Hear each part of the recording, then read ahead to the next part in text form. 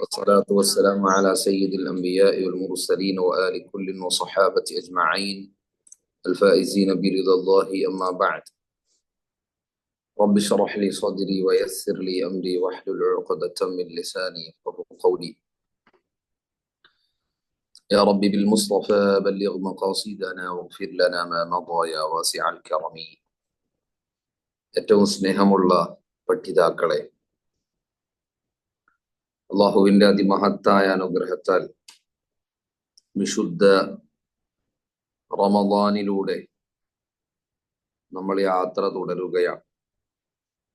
വിശുദ്ധ ഖുർആനിന്റെ കൂട്ടുപിടിച്ചാണ് യാത്ര. അവൻ കനിഞ്ഞാൽ ഏത് സാഹചര്യത്തിലും നമ്മെ അവൻ അനുഗ്രഹിക്കും. ഖുർആൻ കൂടെ ഉണ്ടെങ്കിൽ തീർച്ചയായും അവന്റെ ഇഷ്ടം, അവന്റെ സ്നേഹം, അവന്റെ പരിഗണന നമുക്കുണ്ടാകും എന്നു തന്നെയാണ് നമ്മൾ പ്രതീക്ഷിക്കുന്നത്. അല്ലാഹു ആ രൂപത്തിൽ തന്നെ നമ്മുടെ പഠന സബരിയെ അംഗീകരിക്കട്ടെ. അതുപോലെ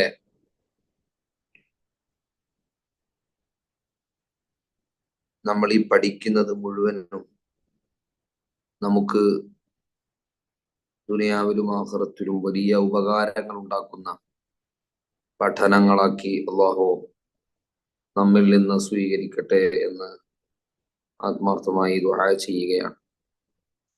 അവൻ സ്വീകരിച്ചില്ല എങ്കിൽ ഈ വാചാടോപങ്ങൾക്കൊന്നും ഒരർത്ഥവും ഇല്ല. അവൻ സ്വീകരിക്കാത്ത പക്ഷം എത്ര കെട്ടിമറിഞ്ഞിട്ടും കാര്യമില്ല. കാരണം അവനാണു ലക്ഷ്യം. അവനിതൊന്നും അവൻ്റെതായി പരിഗണിച്ചില്ലെങ്കിൽ പിന്നെ നമ്മൾ ഈ പറഞ്ഞതും കേട്ടതും പഠിച്ചതും ഒക്കെ എന്തിനാണ്? യാതൊരു ഫലവുമില്ല. അതിനാൽ തീർച്ചയായും അവന്റെ ആ ഒരു അനുഗ്രഹം നമുക്ക് കിട്ടണം, അവന്റെ സ്നേഹം കിട്ടണം. അതിനുവേണ്ടി നമ്മൾ പ്രാർത്ഥിക്കണം. അല്ലാഹു തൗഫീഖ് ചെയ്യട്ടെ. ഏതായാലും അല്ലാഹു റമദാനാണ്, പഠിക്കുന്നത് ഖുർആനാണ് എന്നതുകൊണ്ട് തന്നെ നമ്മെ പരിഗണിക്കാതിരിക്കാൻ സാധ്യത തുലോം വിരളമാണ്. ബാക്കി ഇൻഷാ അല്ലാഹ് ആത്മാർത്ഥത, ഇഖ്ലാസ് ഒക്കെ റെഡിയാക്കി വെച്ചാൽ അവൻ നമ്മെ കൂടെ കൂട്ടും എന്നു തന്നെ പ്രതീക്ഷിക്കാം.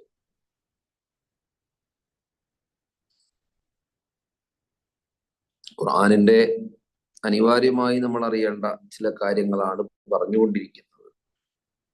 ഇന്ന് നമ്മൾ പറയുന്നത് മദ്ദുകളെ കുറിച്ചാണ്. മദ്ദുകൾ നമുക്കറിയാം. മദ്ദുകൾ വളരെ പ്രധാനപ്പെട്ട ഒരു ഭാഗമാണ്. പലയിടങ്ങളിലും എത്ര നീട്ടണം, എങ്ങനെ നീട്ടണം, നിർബന്ധമാണോ അല്ലേ എന്നൊന്നും അറിയാതെ പകച്ചു പോകുന്ന ഒരവസ്ഥയുണ്ട്. മദ് എന്നത് ഖുർആനിന്റെ സൗന്ദര്യവുമാണ്. ഖുർആൻ ഓതുമ്പോ ഖുർആൻ ഓത്തിൽ ഭംഗി കിട്ടാൻ ഒരു പ്രധാനപ്പെട്ട ഒരു ഘടകമാണ് മദ്. മദ്ദില്ലെങ്കിൽ ഖുർആൻ ഭംഗി കുറയും. എന്നാൽ ഭംഗിക്ക് വേണ്ടി എല്ലായിടത്തും മദ് കൂട്ടിയാലോ അത് അഭംഗിയുമാണ്.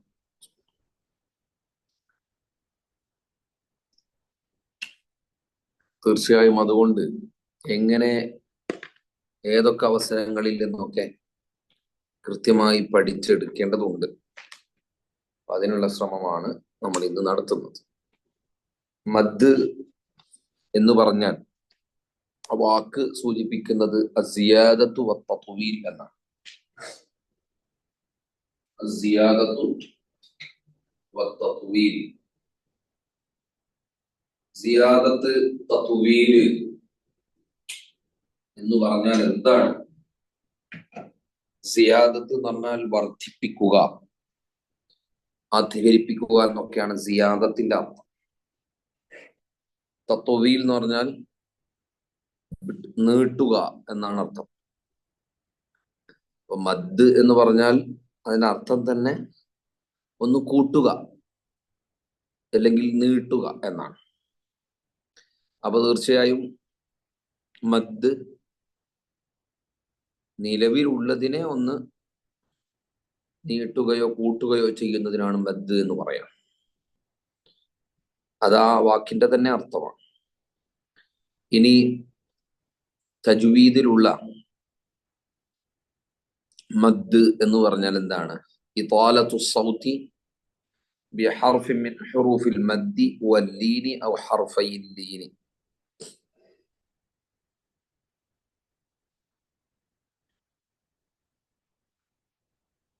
മദ്ദക്ഷരം കൊണ്ടോ ലീനക്ഷരം കൊണ്ടോ ഒരു ഹർഫിന്റെ ശബ്ദത്തെ നീട്ടുക. മദ്ദക്ഷരം കൊണ്ടോ ലീനക്ഷരം കൊണ്ടോ ഒരു ഹർഫിന്റെ ശബ്ദത്തെ നീട്ടുക. അപ്പൊ മദ്ദക്ഷരം കൊണ്ടോ ലീനക്ഷരം കൊണ്ടോ നീട്ടുക എന്നാണോ പറഞ്ഞത്? അപ്പൊ ഈ മദ്ദക്ഷരം എന്ന് പറഞ്ഞാൽ എന്താണ്? മദ്ദക്ഷരം എന്ന് പറഞ്ഞാൽ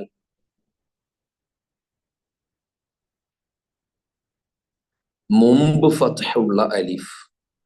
ശ്രദ്ധിക്കണേ, മദ്ദക്ഷരം എന്ന് പറഞ്ഞാൽ ഏതൊക്കെ? ഒന്ന്, മുമ്പ് ഫത്ഹുള്ള അലിഫ്. മുമ്പ് ഫത്ഹുള്ള അലിഫ്. മുമ്പ് കെസ്റുള്ള യാ.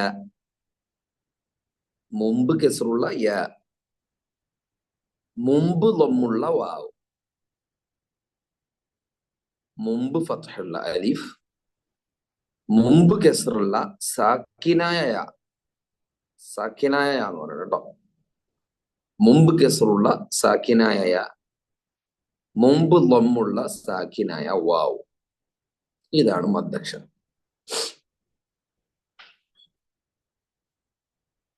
ഓക്കെ.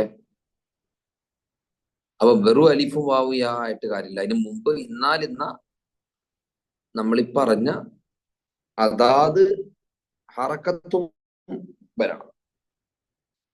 മുമ്പ് ഫത്ഹുള്ള അലിഫ് വന്നാൽ ആ ഫത്ഹിനെ നീട്ടാനാണ് അലിഫ് വന്നതെന്ന് മനസ്സിലാക്കണം. അവിടെ മദ് ഉണ്ടാവും. മുമ്പ് കെസ്റുള്ള യാ വന്നാൽ, മുമ്പത്തെ അക്ഷരത്തിന് കെസ്ർ പിന്നെ ഒരു യാ സാക്കിനും, ഈ സാക്കിനായ യാ തൊട്ടു മുമ്പുള്ള അക്ഷരത്തിന്റെ കെസ്റിനെ നീട്ടാനുള്ളതാണ് എന്ന് മനസ്സിലാക്കണം. മുമ്പ് ലമ്മുള്ള സാക്കിനായ വാവ് വന്നാലോ ഈ സാക്കിനായ വാവ് തൊട്ടു മുമ്പുള്ള അക്ഷരത്തിന് വന്ന ലമ്മിനെ നീട്ടുകയാണ്. അപ്പം ഉദാഹരണം പറഞ്ഞാല് ജാ എന്നതിൽ ജീമിന്റെ ഫത്ഹിനെ നീട്ടാൻ അലിഫ് വന്നിരിക്കുന്നു. അലിഫിന് എപ്പോഴും സുക്കൂനാണല്ലോ. അലിഫിന് ഫത്തും കസ്റും ലമ്മും ഉണ്ടാവില്ല. അത് ഹംസക്ക ഉണ്ടാവുക. അപ്പൊ സാക്കിനായ അലിഫ് എന്ന് പറയണ്ട. അപ്പൊ ജാ എന്നതിൽ ആ അലിഫ്, ജീമിന് ശേഷമുള്ള അലിഫ് ജീമിന്റെ ഫത്ഹിനെ നീട്ടാനുള്ളതാണ്. ഇനിയോ ജീ എന്ന് പറയുമ്പം ജീമ് കസറും പിന്നെ യാ സുക്കൂനുമാണ്. ആ യാ സുക്കൂൻ മദ്ദക്ഷരമാണ്. തൊട്ടു മുമ്പുള്ള ജീമിന്റെ കെസറിനെ നീട്ടാൻ ആ യാ ആണ് ഉപയോഗിക്കുന്നത്. ജീ. പിന്നെ നൂറുൻ. നൂറുൻ എന്നതിൽ നുറുൻ എന്ന് പറഞ്ഞൊക്കെ നൂറുൻ നീട്ടിയിട്ട് പറയുന്നത്. അപ്പൊ നൂനിന്റെ വമ്മിനെ നീട്ടാനാണ് ആ വാവ് സുക്കൂൻ ഉപയോഗിക്കുന്നത്. നൂറുൻ. അപ്പൊ ജ എന്ന് പറയുന്നതിന് പകരം ജ ആയി. ജി എന്ന് പറയുന്നതിന് പകരം ജി ആയി. നുറുൻ എന്ന് പറയുന്നതിന് പകരം നൂറായി. സിമ്പിളാണ്. അതാണ് മദ്ദക്ഷരം. മദ്ദക്ഷരം എന്ന് പറഞ്ഞാൽ മുമ്പ് ഫത്ഹുള്ള അലിഫും മുമ്പ് കസ്റുള്ള സാക്കിനായ യാവും മുമ്പ് ദമ്മുള്ള സാക്കിനായ വാവുമാണ്. ഓക്കെ. ഇനി ഹർഫുൽ ലീൻ എന്ന് പറഞ്ഞാലോ? ഹർഫുൽ ലീൻ എന്ന് പറഞ്ഞാൽ വാവും യാവുമാണ്. ഏത് വാവും യാവും? ഏത് വാവും യാവും? മുമ്പ് ഫത്ഹുള്ള സാക്കിനായ വാവും യാവും ലീനക്ഷരം എന്നാണ് പറയുന്നത്. മുമ്പ് ഫത്ഹുള്ള സാക്കിനായ വാവും യാവും ലീനക്ഷരമാകുന്നു. അപ്പം മുമ്പ് ഫത്ഹുള്ള സാക്കിനായ വാവ് മദ്ദക്ഷരല്ല, മുമ്പ് ലമ്മു വേണം സാക്കിനായ വാവിന്റെ മദ്ദക്ഷരമാണെങ്കിൽ. മുമ്പ് ഫത്ഹുള്ള സാക്കിനായ യാഓ മദ്ദക്ഷരല്ല, കാരണം മുമ്പ് കെസ്റ വേണം യായിന്. യായിൻ്റെത് കെസ്റാണ്, വാവിൻ്റെത് ദമ്മാണ്, അലിഫിൻ്റെത് ഫത്ഹാണ്. നമ്മൾ എഴുതുമ്പോഴും അങ്ങനെ തന്നെ. കെസ്ർ അടിയിലിടുന്ന കെസറില്ലേ, അടിയിലല്ലേ കെസറിട്ട, അതെവിടുന്ന വന്നത്? യാ എന്ന അക്ഷരത്തിന്റെ രണ്ടറ്റവും വെട്ടി മാറ്റിയിട്ടുണ്ടായതാണ് കെസർ, അതുകൊണ്ടാണ് അടിയിൽ വന്നത്. യാ എന്നെഴുതിയാൽ അതിന്റെ രണ്ടറ്റവും വെട്ടി മാറ്റിയാൽ കെസറായി. വാവ്, ചെറിയ വാവാണ് സുക്കൂൻ എന്ന് പറയുന്നത്. ചെറിയ വാവാണ് സുക്കൂൻ എന്ന് പറയുന്നത്. വാവിന്റെ സുക്കൂൻ എന്ന് പറഞ്ഞാൽ വാവിന്റെ കുട്ടിയാ. സുക്കൂൻ എന്ന് പറഞ്ഞാൽ സുക്കൂനല്ല, സോറി, ദമ്മ്. ദമ്മ് എന്ന് പറഞ്ഞാൽ വാവിന്റെ കുട്ടിയാണ്. ചെറിയ വാവാണ് ദമ്മ്, സുക്കൂനല്ല കേട്ടോ, ദമ്മ്. അപ്പോ യായിൻ്റെതാണ് കെസറ്, വാവിൻ്റെതാണ് ദമ്മ്.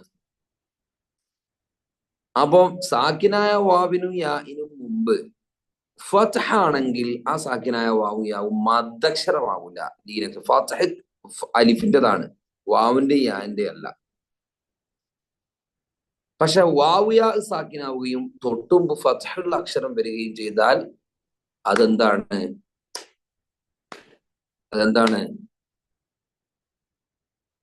ലീനക്ഷരമാണ്, മദ്ദക്ഷരമല്ല. ഉദാഹരണത്തിന് പറയുകയാണെങ്കിൽ ഖൈറുൻ, ഖൈർ, ഖൈർ, ഖാഇന് ഫത്ഹാണ്, ശേഷം യാ സുക്കൂന. ആ യാ സുക്കൂൻ തൊട്ടുമ്പ് കെസറായി ഖീർ എന്ന് പറഞ്ഞാൽ മദ്ദക്ഷരാവുമായിരുന്നു. ഇത് ഖീറല്ല, ഖൈറ വന്നത്. മദ്ദക്ഷരല്ല, ലീനക്ഷരാണ്. മദ്ദിന്റെ കുടുംബക്കാരൻ തന്നെയാണ് ഈ ലീനക്ഷരം. പിന്നെ ഖൗഫുൻ, ഖൗഫ്, ഖാഇന് ഫത്ഹ് ശേഷം വാഉ സാക്കിൻ, അപ്പൊ ഖൗഫുൻ ലീനക്ഷരേ. അപ്പൊ വാവും യാവും ലീനക്ഷരങ്ങളാണ് അവിടെയൊക്കെ. അപ്പൊ സാക്കിനായ വാവിന് യാഇന് മുമ്പും ഫത്ഹ് വന്നാൽ വാവും യാവും ലീനക്ഷരമാകുന്നു. അപ്പൊ ഏതാ ലീനക്ഷരം എന്ന് ചോദിച്ചാൽ മുമ്പ് ഫത്ഹുള്ള സാക്കിനായ വാവും യാവും. അങ്ങനെ പറഞ്ഞാൽ എളുപ്പം. മുമ്പ് ഫത്ഹുള്ള സാക്കിനായ വാവും യാവും, അത് ആദ്യം പറഞ്ഞാണ്. മുമ്പ് ഫത്ഹുള്ള സാക്കിനായ വാവും യാവും, മുമ്പ് ഫത്ഹുള്ള അലിഫ് മദ്ദക്ഷരം, മുമ്പ് കെസറുള്ള സാക്കിനായ മദ്ദക്ഷരം, മുമ്പ് ദമ്മുള്ള സാക്കിനായ വാവ് മദ്ദക്ഷരം. എന്നാലോ മുമ്പ് ഫത്ഹുള്ള സാക്കിനായ വാവ് യാവും ലീനക്ഷരം. ഇതിനപ്പുറം ഇനി പറയാൻ കഴിയില്ല, മാക്സിമം പറഞ്ഞു. മനസ്സിലായി എന്ന് കരുതുന്നു. മനസ്സിലായിട്ടില്ലെങ്കിൽ വീഡിയോ ആവർത്തിച്ചു കേൾക്കുക. വീഡിയോ ലിങ്ക് വിടുന്നുണ്ടല്ലോ ഗ്രൂപ്പില്.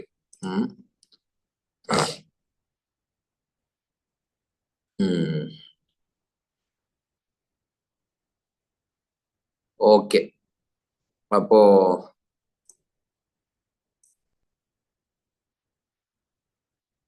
ഇതാണ്. അപ്പൊ മദ്ദുണ്ടാക്കുന്ന കാര്യങ്ങൾ നമ്മൾ പറഞ്ഞു. മദ്ദുണ്ടാക്കുന്ന കാര്യങ്ങൾ നമ്മൾ പറഞ്ഞു. നിങ്ങൾക്ക് സ്ക്രീനിൽ കാണാം, സ്ക്രീനിൽ നിങ്ങൾക്ക് കാണാം.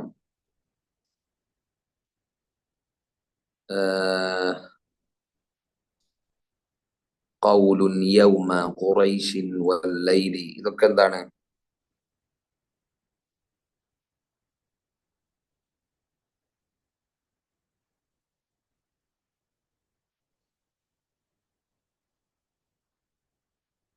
ലീനക്ഷരങ്ങളാണ്. ഖൗലിലുള്ള വാവ്, യൗമിലുള്ള വാവ്, ഖുറൈശിലുള്ള യാ, വല്ലൈലുള്ള യാ ഒക്കെ ലീനക്ഷരമാണ്. ഇവിടെ വാങ് കൊടുക്കുന്നുണ്ട്, അത് കഴിഞ്ഞ് തുടരാം. വെയിറ്റ്.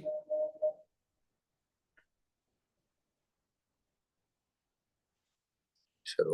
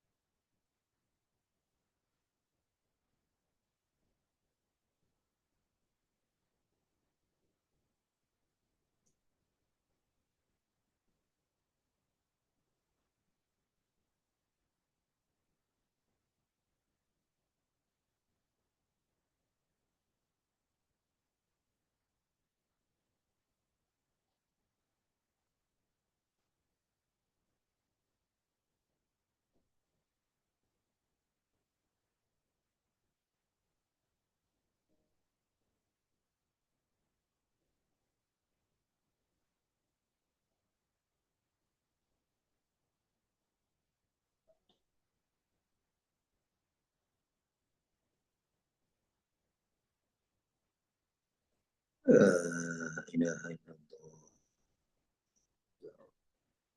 صلاة قائمة سيدنا محمد وسيلة الخلق والدرجة الرفيعة وبعث مقام محمود يوم القيامة. അപ്പം സ്ക്രീനിൽ കാണുന്നുണ്ടല്ലോ, ഖൗലിലുള്ള വാവും യൗമിലുള്ള വാവും ഖുറൈശിലും ലൈലിലുമുള്ള യാ ഒക്കെ ലീൻ അക്ഷരങ്ങളാണ്. അപ്പൊ ഈ മദ്ദക്ഷരവും ലീനക്ഷരവും മനസ്സിലാക്കി കഴിഞ്ഞാൽ നമുക്കിനി മദ്ദുകളിലേക്ക് കടക്കാം. മദ്ദുകൾ ഏതൊക്കെയാണ് എന്തൊക്കെയാണ് എന്നതിലേക്ക് നമുക്ക് പ്രവേശിക്കാം.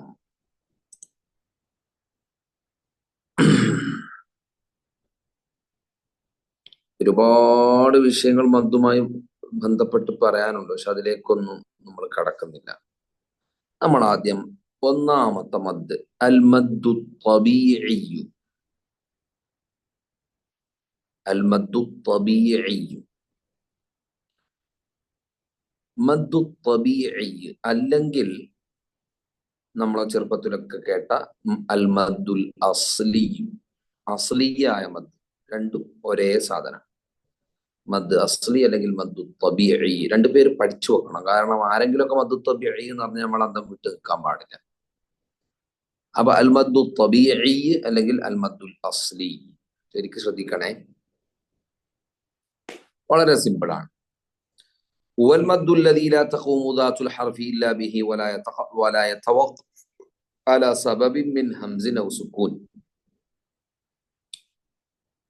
മദ് അസ്ലി എളുപ്പത്തിൽ എങ്ങനെ പറയാം?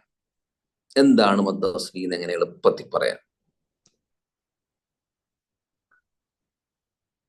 എങ്ങനെ പറയാം? മദ്ദക്ഷരത്തിനു ശേഷം ഹംസയോ സുക്കൂനോ ഇല്ലാത്ത മദ്ദുകളാണ് മദ് അസ്ലി. വളരെ സിമ്പിൾ. മദ്ദക്ഷരത്തിനു ശേഷം ഹംസയോ സുക്കൂനോ ഇല്ലാത്ത മദ്ദാണ് മദ് അസ്ലി. സിമ്പിൾ അല്ലേ? മദ്ദക്ഷരത്തിനു ശേഷം ഹംസയും സുക്കൂനും ഇല്ലാത്ത മദ്ദുകളാണ്. എന്താ ഹംസയോ സുക്കൂനോ എന്ന് പറഞ്ഞാലും ഹംസയും സുക്കൂനും എന്ന് പറഞ്ഞാൽ വ്യത്യാസം അതെ ചോദിക്കൂലേ. രണ്ടും ഉണ്ടാകാൻ പാടില്ല. ഏതെങ്കിലും ഒന്നുണ്ടെങ്കിൽ അത് മദ് അസ്ലി അല്ല. അപ്പൊ ഒന്നാമത്തത് അൽ മദ്ദു തബീഇ അല്ലെങ്കിൽ അൽ മദ്ദുൽ അസ്ലി. എന്താണ് മദ് അസ്ലി? മദ്ദക്ഷരത്തിനു ശേഷം ഹംസയും സുക്കൂനും ഇല്ലാത്ത മദ്. മദ്ദക്ഷരത്തിനു ശേഷം ഹംസയും സുക്കൂനും ഇല്ല. ഹംസയോ സുക്കൂനോ ഉണ്ടെങ്കിൽ അത് മദ് അസ്ലി അല്ല, അത് മദ്ദുൽ ഫർഈ ആണ്. അപ്പൊ മദ് ഫർഈ എന്താ? മദ്ദക്ഷരത്തിനു ശേഷം ഹംസയോ സുക്കൂനോ ഉള്ളത്, ഹംസയും സുക്കൂനും ഉള്ളതല്ല, ഹംസയോ സുക്കൂനോ ഉള്ളതാണ് മദ്ദുൽ ഫർഈ, അൽ മദ്ദുൽ ഫർഈ. അപ്പൊ രണ്ട് മദ്ദുകളാണ് നമ്മളിപ്പോ പഠിച്ചത്. ഒന്ന് അൽ മദ്ദുൽ അസ്ലി, രണ്ടാമത് അൽ മദ്ദുൽ ഫർഈ അല്ലെങ്കിൽ അൽ മദ്ദു തബീഇ, രണ്ടാമത്തത് അൽ മദ്ദുൽ ഫർഈ. ലോകത്ത് രണ്ട് മദ്ദുകളെ ഉള്ളൂ. ലോകത്ത് ഖുർആനിൽ രണ്ടു മദ്ദുകളെ ഉള്ളൂ. ഒന്ന് അൽ മദ്ദുൽ അസ്ലി അല്ലെങ്കിൽ അൽ മദ്ദു തബീഇ, രണ്ടാമത്തത് അൽ മദ്ദുൽ ഫർഇയ്യു. അങ്ങനെ രണ്ടു തരം മദ്ദുകൾ. അൽ മദ്ദുൽ അസ്ലി അല്ലെങ്കിൽ മദ്ദു തബീഇ എന്ന് പറഞ്ഞാൽ മദ്ദക്ഷരത്തിനു ശേഷം ഹംസയും സുക്കൂനും ഇല്ലാത്തത്.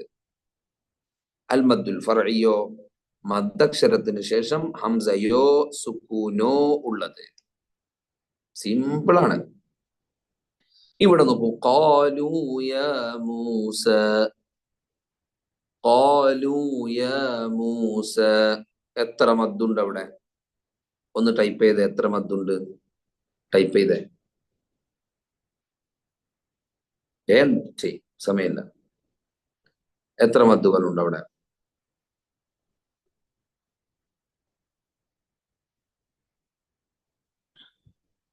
3 മദ്, 5 മദ്, രണ്ടഭിപ്രായം വന്നു. ഇമാമിയങ്ങൾ തമ്മിൽ ഖിലാഫ് വന്നു. 3ഉം 5ഉം ആണ് വന്നത് അഭിപ്രായങ്ങൾ.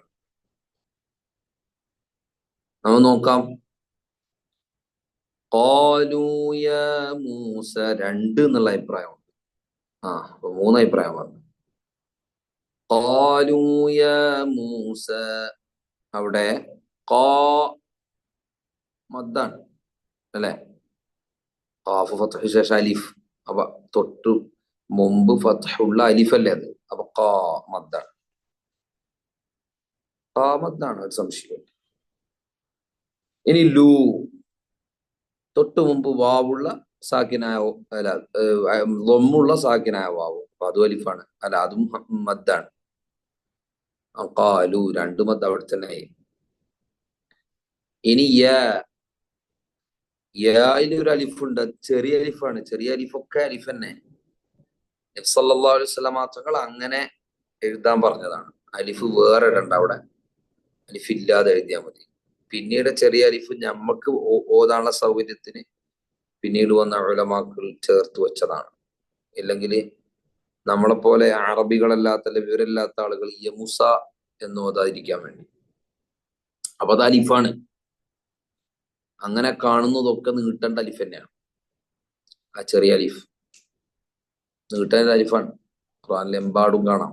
അതിനാണ് ഖുർആൻ ഒരാൾക്ക് ഓതി കൊടുക്കണമെങ്കിൽ പല അബദ്ധങ്ങളും ഖുർആൻ വരും. ആരും ഓതി കൊടുക്കാതെ ഓതിയാൽ കുറേ തെറ്റുകൾ വരും. ഇതിൽ ദൗറത്തിലാവയിലൊക്കെ ഉള്ള ആളുകൾ ഇങ്ങനെ ഓതി കൊടുത്തുകൊണ്ടിരിക്കുകയാണ്. ശരിയട്ടെ. അപ്പൊ യാ മൂസ അലിഫാണ്, യാഇന് ഫത്ഹ് ഉണ്ട്, അപ്പൊ അതും മദ്ദാണ്. അപ്പൊ 3 ആയി. മൂസ മദ്ദാണ്. സാക്കിനായ വാവ് തൊട്ട് മുമ്പ് ദമ്മ്, അതും മദ്ദാണ്. സ, അവിടെയും എഴുതിയിരിക്കുന്ന യാ പരിഗണനീയമല്ല, അവിടെ അലിഫാണ്. ആ യാഇന്റെ മുകളിൽ കണ്ട അലിഫില്ലേ, അതുകൊണ്ട് നമ്മൾ സ എന്ന് ഓതുന്നത് സി എന്ന് ഓതാത്തത്, അല്ലെങ്കിൽ സൈ എന്ന് ഓതാത്തത്. യാ മൂസൈ അല്ലല്ലോ, യാ മൂസ, അതും മദ്ദാണ്. ഇവിടെ ഖാഫ് ലാം യാ മീം സീൻ 5 പ്രധാന അക്ഷരങ്ങളാണുള്ളത്. ആ 5 അക്ഷരത്തിനും മദ്ദുണ്ട്. 5 എന്ന് മറുപടി പറഞ്ഞവരൊക്കെ കറക്റ്റ് ആണ് പറഞ്ഞത്. ആകെ പ്രൈമായിട്ട് പ്രധാന മുഖ്യ അക്ഷരങ്ങളായ അവിടെ 5 അക്ഷരങ്ങൾ. ആ 5 അക്ഷരത്തിനും മദ്ദുണ്ട്.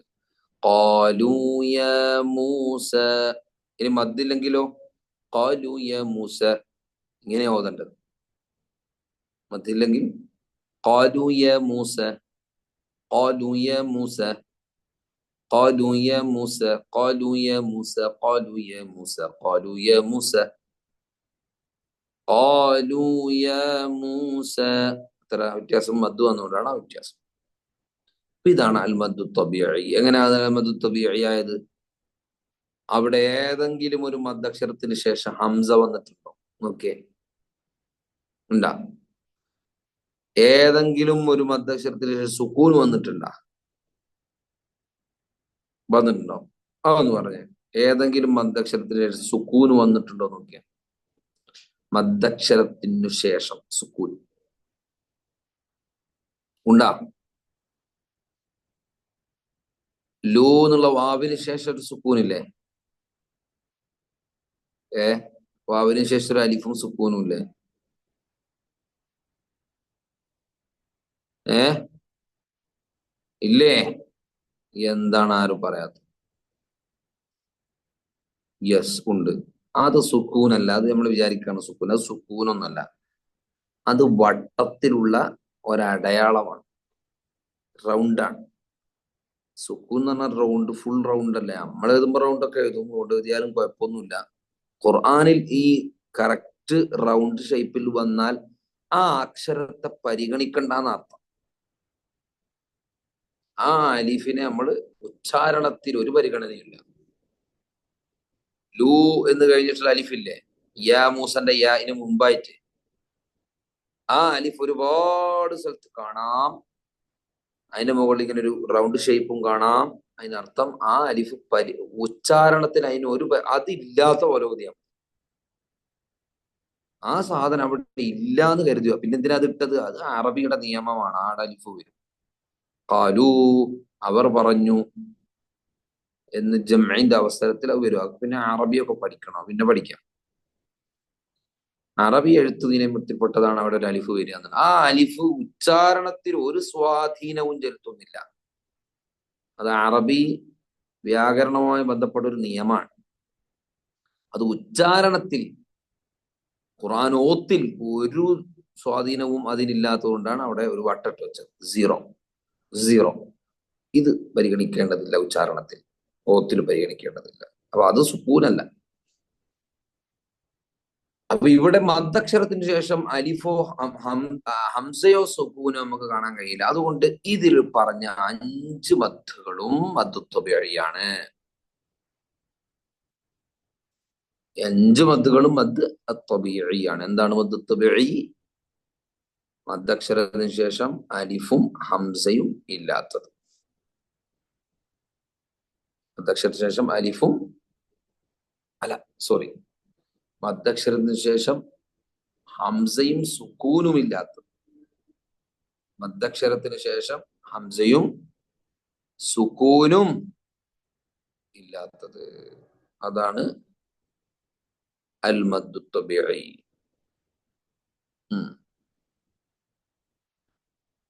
അപ്പൊ ഇതെങ്ങനെ നീട്ടേണ്ടത്? ഇത് നീട്ടേണ്ടത് هي الفترة الزمنية اللازمة للنطق بحرفين متحركين متتاليين. എത്ര നീട്ടേണ്ടെന്നാ പറയുന്നത്? നീട്ടേണ്ടത് ഇവ ക ഒരു അക്ഷരത്തിന് ഫത്ഹ ഇട്ടാൽ, ഇപ്പൊ ഖാഫിന് ഫത്ഹ ഇട്ടാൽ ക എന്നല്ലേ? അത് ഒരു ഹർഫിന്റെ സമയമാണ്. ഒരു ഹറക്കത്തിന്റെ സമയം. ഒരു ഹറക്കത്തിന്റെ ഖദറാണ് ക. മദ്ദു ത്വബീഇ പറയുമ്പോ 2 ഹറക്കത്തിന്റെ ഖദർ നീട്ടണം. ക പ്ലസ് ഒരു ആയും കൂടി. ഖാലു യാ മൂസ, അത് എല്ലാം ഒരു ഹറക്കത്തിന്റെ ഖദറാണ് നമ്മൾ ഉച്ചരിച്ചത്. അപ്പൊ 2 തൊട്ട് എണ്ണാൻ കഴിയും എന്ന് കണക്കാക്കിയാൽ മതി. മറ്റേത് ക 1, രണ്ടാമത്തേത് കൂടുതൽ നീട്ടാൻ പറ്റൂല. ഖാലൂ യാ മൂസ, തെറ്റാണ്, പൂർണ്ണമായും തെറ്റാണ്. ഖാലൂ യാ മൂസ, ഇതാണ് 2 ഹർക്കത്തിന്റെ ഖദർ. അതിൽ കുറയാനും പറ്റൂല, അതിൽ കൂടാനും പറ്റൂല. കുറയാനും പറ്റൂല, കൂടാനും പറ്റൂല. വളരെ ശ്രദ്ധിക്കും. അപ്പോ മദ്ദുൽ കൺഫ്യൂഷൻ ഒക്കെ വരും ചില ആളുകൾക്ക്. അടുത്ത വാക്ക് വായിക്കാൻ കിട്ടിയില്ലെങ്കിൽ ഖാലൂ തപ്പുന്ന സമയത്തൊക്കെ നീട്ടുന്നുണ്ടാവും ചില ആൾക്കാർ ഓതുമ്പോഴേ. അടുത്തത് എന്താന്ന് വായിക്കാൻ കിട്ടാണ്ടിരിക്കുമ്പോ ഖാലൂ കണ്ണടക്ക് ഇടുന്നുണ്ട് ഇങ്ങനെ. ഖാലൂ യാ മൂസ, നല്ല രസായി. ആ വാക്ക്